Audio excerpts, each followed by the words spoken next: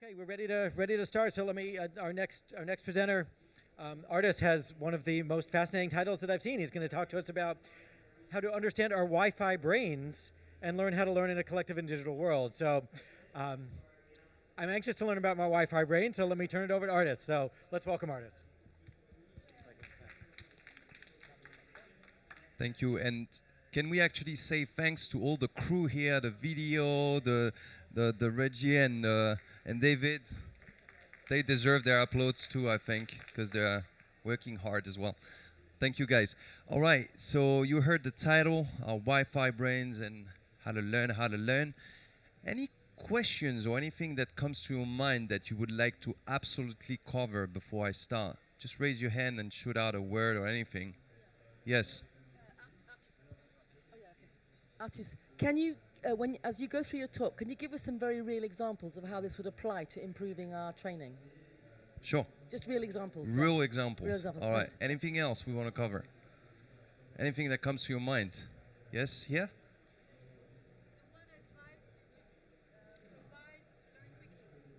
One advice to learn quickly. So real examples and advice to learn quickly. So hopefully we will go through at least those points, and feel free to jump in if anything very important comes to your mind, of course. So one question actually that also I would like to ask during this talk is, what could be the difference between an empowered team that actually learns, that is very powerful at learning, and an induction plate like some of you may have at home? So this is also a third question that I suggest we explore today together. So that first team, empowered team for me, was when I was a young primary school student in Abidjan in Ivory Coast, where I lived for a couple of years. So imagine Abidjan, it's 40 degrees Celsius with 90% humidity, very cool weather. And my parents, my sister and I, we had a big house. It was cool with air conditioning and everything. It was really a great life. And I remember, so this is me here, yes, in this picture. I remember one night I'm in my room. I was deeply asleep. You have to imagine there's this AC air conditioning that's making a lot of noise, and I have anti-mosquito around my bed, etc. I'm deeply asleep. It's about 3 a.m. And suddenly I wake up. I don't know really why. I step out of my bed, walk to my parents' room, and there I find my mother having an epileptic crisis. So for those who know what is epilepsy, it's a very strong electrical crisis in the brain, and I find my mother like totally agitated. It really feels like she's just dying, basically, so it's pretty impressive. I sit by her bed and just wait for seconds that felt like years. But the crisis finally passed and everything goes back to normal and everything is happy. But still, I ask myself, how is it possible that although our house is big, it's 50 meters away at least, there's a lot of noise in the room, I'm deeply asleep, how can I feel this happening although there's no noise? How is that possible? And actually, while at school, a few years later, I learned that when an electrical current goes through an electrical wire, it creates an electromagnetic field. And when that electromagnetic field hits another wire, it creates current in that wire. And so there is a connection between two wires, and that's called electromagnetic induction. And that's simply how this works. Actually, same principle. Your induction plates, for those who have them, that's how they work. Also, contactless payments. You know, when you use your credit cards, contactless, same principle. You transmit information although there is no contact. And so I asked myself, maybe there was some kind of Wi-Fi connection between my mother and I, and that actually my brain changed its electrical activity through contactless connection with what was happening in my mother's brain. I don't have a clear answer to this. I know there was something happening. At least science doesn't give clear answers on this, but that's my belief that we may have Wi-Fi connection between our brains, just like your induction plate. Still, what happened is that with this experience, it led me to want to learn more on how our brain and how our nervous system works in general in real life. And so I learned three things throughout the years that I want to share with you, which I felt were very important. The first one is that we understand that our ability to learn, or our brain activity, our nervous activity, or our ability to learn, is not only about electrical signals, as we may believe. It's also a lot about chemical signals, hormones, neurotransmitters. And what is interesting is to understand that those effects, those emotions that you feel in your body, have a lasting life of 90 seconds. So every time, for instance, you feel fear, entering a meeting, preparing for a big client presentation, or just running a project, entering a room, anything where you need to be in full control of yourself and to learn maybe also, that feeling you have, you know, that little stress you have is the effect of those chemical hormones going through your bloodstream. And it takes 90 seconds, that's 1 minute and 30 seconds, for the blood to evacuate those particles out of your body. Beyond that time, it's only you, your mind, your dream, creating this feeling. So this feeling, this ability maybe to learn, or this state in which you are, which may actually hinder you from learning, only really lasts 90 seconds. If it's more than 90 seconds, it's you creating that. It's not reality. That is, I think, a very important tip that I use myself daily.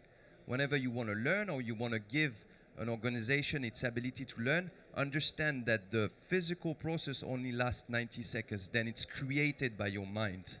There is no external factor, or you are creating it yourself. So maybe for yourself, for your team, for whoever you want to drive learning, how do you help them not have that break for more than 90 seconds if there is fear, if there is blockage?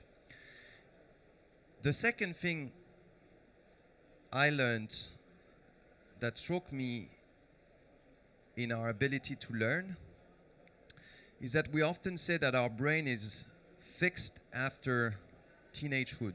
That's it. You got a brain, you got your ability to learn, or you got your talents fixed. Reality says that actually it's called neuroplasticity. Our brain are more like modeling clay, and that you can change it until you die. That your brain, or your ability to learn, can change and is there all your life. And so the question is, how do I actually use that natural ability to continue learning and to continue create new connection? In practice, what it means, this modeling clay image, is that I can create new connections in my mind all my life, right?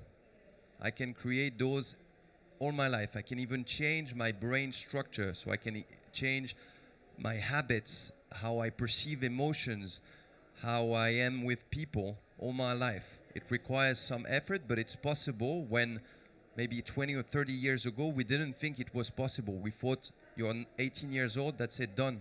You're done. Your abilities are fixed. That's not true. The last thing I learned, which I found very interesting, is that 95% of our behavior are automatic. So my ability to learn is automatic. What I'm trying to say is, just like, remember when I learned how to drive a car, at first, for those who drive cars, it takes me a lot of time to press the right pedal, and then to drive the gear, and then turn. It takes effort. And then after some time, while I drive my car, it becomes automatic, right? I don't think about what I'm doing. I'm still driving my car, or if I cycle. Same. The way our nervous system works, so the way also our ability to learn works, is the same. It's automatic. It's habits. Now, what's powerful is, if you remember about the neuroplasticity we thought about before, you may today, in your company, yourself, or your team, you may not have that habit of learning, but you can create it. But what I'm trying to say here is that understand that the habits that you have in your team are automatic and that they are unconscious. Most of them are unconscious. And most of those automatism are driven by a small part of the brain, which is, I would say, really the animal part of our brain that's called striatum. And that striatum is mainly driven by 4 motivators, which is access to food, sexuality, access to information, power. All those, because those are the most effective factors to survive. So what I'm trying to tell you is that most of your behavior today that you probably are unconscious of, and that includes myself, are driven by those 4 factors: food, sexuality, need for information, need for power. Now, the importance about neuroplasticity is that you can change how you use those habits. You can change those habits and you can become aware of them, and you can also go beyond those automatism to drive your ability to learn. The entire point I'm trying to make with all those factors is just saying that first, we can change our brains and we can change our ability to learn. Second, it does require some effort, but those efforts are worth investing, because once you use those efforts regularly, they become automatic. Average time, 21 days. That's what it said in general. It requires about repeating those new habits once a day for a month, say, so that it becomes automatic. So I'm not just trying to give a hope message. I'm just trying to give you some pragmatic factors that explain why you can, but it requires effort. And that's what I learned from being interested in neuroscience. So what an example is, I'm actually going to go to an example. I'll get back to that, but thanks for your question. One factor that is very important, what is the first factor? How do I do that? First factor, I will tell another story. A couple of years after Africa, I was in China. That was when I was at Airbus, 5 years, like an entrepreneur, if you want. We started Airbus operations in China. And I walked down the street in Tianjin, which is a city south of Beijing, for those who know China a little bit. And I asked directions for a shop in Chinese, because I do speak Chinese. And some people tell me, well, it's this way, so I follow, I get there, but I found that the shop is not at all there, it's the opposite. And so the situation happened several times, and I thought, those people in Tianjin, they're not very nice to me. I speak in Chinese, and they give me wrong directions. But then I learned that there was a cultural trait that says that if someone doesn't know exactly where it is, it doesn't feel good to say no or I don't know. There's a cultural trait in France, in Paris, someone tells me somewhere and I don't know, I'll just say I don't know. But there, it's not so good to have that behavior. But once I learned this, I thought, actually, even if I know how to speak Chinese fluently, or I know all of China's history, I don't understand China. The only way I can understand China is accept that the notion of politeness might be totally different from what I expected. In my world, even living in Africa, in the Philippines with my parents when I was younger as well, I thought politeness was about, helping someone maybe in a short, but maybe there's a different notion. The day I accept there might be in the world a different way of seeing that, then maybe I understand what it is, China.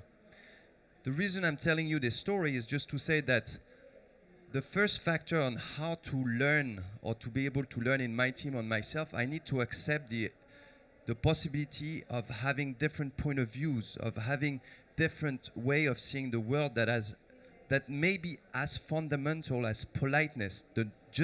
What do you mean by being polite? Who knows? The day you do this, I think that can help you actually drive the ability to learn for yourself, but for others within your team. The second thing on the how, and to your point about how do we create those new habits, you remember we talked about this question, what is the difference between this induction plate and a team that learns how to learn? It's also about the frame you give. Create those new habits is first accepting, you remember this, accepting, and second, the frame. This induction plate, you see the chocolate here, it doesn't work if it's not on the right frame. It needs the right plate, that's an induction induction pan, but you also need the right induction plate. So making this nice chocolate here is both about the chocolate itself, you need to have nice chocolate, but also the frame in which you place this chocolate is important. Same for you. So you remember, accepting is the first, and the frame. What do I mean by the frame to create the right habits, or to give you an example, is in a team meeting. How do I run my team? A meeting, a project, or even my entire organization, my startup or my company. Those are the three factors that I apply myself with my clients or with myself, which I think are important. First, my posture as facilitator. I'm not here to give answers, even if I'm the CEO, the founder, or the chief of the world, whatever you call it. I'm here to help others find their answers. That's my posture. Remember about acceptance. I can accept others sees politeness differently. I take a new posture. That is very hard. I can assure you it is hard. I mean, it takes time, but very important. I'm a facilitator. Second, I set norms. Set norms mean I set psychological safety so people feel safe to learn to listen to others. What I do with my own meetings, I set 3 norms, which I call the 3 S's. Express yourself with sincerity, be authentic. Second, listening to each other. And third, silence, as in phone in silence. And then I ask the team if they are okay with those norms or if they want to change it. The simple fact of setting norms, meaning we talked about norms, makes the group feel safe to express what they really feel and to listen and then to learn. That has a direct effect on their ability to learn. Norms. Third, share roles. Share roles, an example is having I take the role of facilitator, for instance, and I ask for 2 volunteers to be observers. Those observers, at the end of the meeting, they take 1 minute to share how they felt or what marked them during the meeting. When I do this, I give the team the ability to step back from what they saw, and I have people that are assigned to that role. So I create the frame, the team's ability to learn. This neuroplasticity that we talked about, if the team is not working daily to create the habit, or if people didn't hear about what we taught, the 90 seconds rule, it doesn't matter. If I do those 3, the effect will be the same. So I may have people that were not sitting here in the room with you, they will still have the same effect if I do those 3. And the power of those 3 rules is they work both in person, but also digital. If I'm on a Skype or whatever you use and I want to make sure those people around the table, digital, they learn, I do the same. I take a role as facilitator, I assign other roles. Could be someone that writes down the synthesis of what we said, someone that steps back, whatever you come with, and I set norms. So this works in both digital and in person. And it works for you running a project, a 30 minutes meeting, or running your entire organization.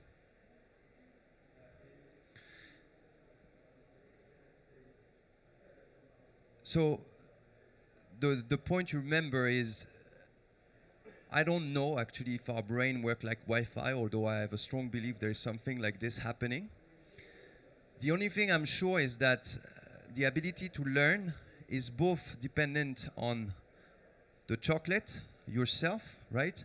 But also the frame you set for yourself or for your team, your company, your project. Those are the 2 points that are important. And well, if you want to, talk more about this, I'll be happy to go and test some chocolate milk with you somewhere in Paris. You can just book a meeting on this address here, or just give me a call. And thank you. If any further questions or things I didn't cover, please. Yeah, thank you so much. There is time for a couple of questions. Here. You mentioned 21 days for embedding a habit. So I read about it, but I've never seen a scientific reference on what is the science behind. So I'm going to be honest, I don't remember who exactly. I'm very bad at names memory, so Okay. I can't give you a name, but I'm sure if you type on the internet 21 days, I'm sure you'll find some references. I think the main point to me, to be very practical beyond maybe the science behind, is just to understand that I think creating those habits takes time, takes repetition. That's the first thing, and it takes not like just 3 days or 4 days. It takes, I would say, at least a month where you actually repeat an action. But the second thing also, which I didn't mention is, or I mentioned earlier in another room, is we remember 90% of what we experience and maybe 10% of what we read or hear with our ears. So the point being, if you repeat an experience, right, an experience for at least 20 days or a month, that experience or the effect will become automatic in your body. So for instance, if I go on a talk every day during a month or every day during 2 months, the fear that I have or the ability to slow down my heart, although it's hard to, it's going to become automatic. My heart is going to automatically slow down as I enter the room. I will not have to make an extra effort. Driving a car, same. 21 days driving, it becomes taking that role of facilitator in a meeting. Tomorrow, you have a team, you have a company, try taking that role. Try asking the team, let's set 3 norms. We listen to each other, we express ourselves automatically. It will take you probably a month repeating that about every day so that you have no more fear or you feel totally comfortable asking for those norms. That's what I mean by creating, I don't know, does it help thank you. a little You bit? answered, yes. Connections are stronger because you have been practicing it. Exactly. Thank you. And that time, to be more specific, it's the time to create neuronal connection. You need electrical current between 2 synapses, but also you need that chemical interaction with the neurotransmitters. That takes time to be totally put together. Yes, over there. One more question. Yes, sir. Thank you, David. I make you run. That's good for me. Thank you. When you spoke about sharing roles, you said it should be the same if it is on a digital interface or in presential.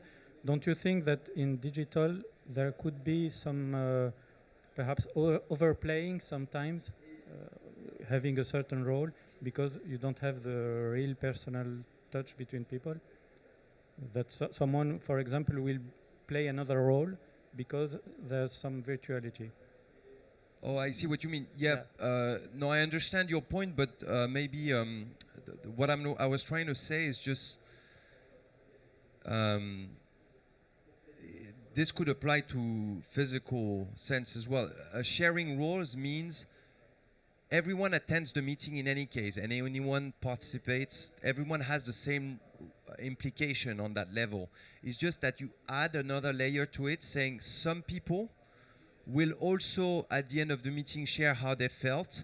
Someone will be more, for instance, the person making sure we respect the norms and raising a hand when norms are not respected. I will take the role of facilitator, meaning I will ask questions and not give answers. I will help the group communicate. So in that sense, it's not you change your personality or you become someone else. That's not what we're talking about.